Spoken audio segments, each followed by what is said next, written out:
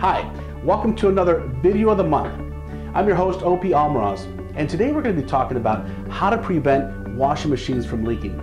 And to show you a step-by-step process on how to do that is Mike from Master Plumbing. Hi, my name is Mike Logsdon with Master Plumbing and Leak Detection. Today we're going to show how to swap out and maintain the proper hoses for the front-loading washer and dryers. What we have here is a display of the typical hoses and fittings and some of the aftermarket parts and only tool necessary to swap out these hoses. What you typically find as a replacement item is the wire braided supply lines with the captive nuts and everything from your local supply house. Old school way of getting rid of an issue which caused these angles or the ends of the hose to wear out was this 90-degree fitting. It used to be put together by a plumber like this, and it was just a couple of fittings you'd find at your local supply house.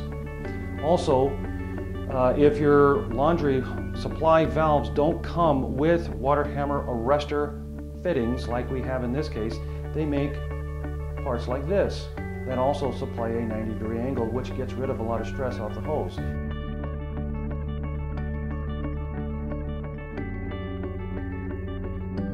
What you see here is the proper installation of two new hot and cold water supply lines. Look closely at the valve in the wall. You'll notice that the captive nuts have 90-degree fittings crimped onto them. The reason for that is it gets rid of undue stress on the hose as well as long-term maintenance benefits.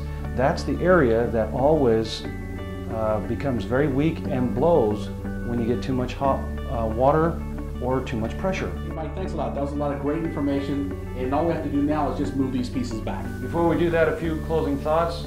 You need to check the hoses roughly about once a year. You need to make sure that your water pressure does not exceed manufacturer's recommendations. Typically it's somewhere between 55 and 75. Check the back of the bag of the supply lines, you'll see what they recommend. You will want to change these out no matter what, roughly about every 5 to 7 years, depending on the application. If you're using the machine a lot for large families, or if it's just you at home, it varies.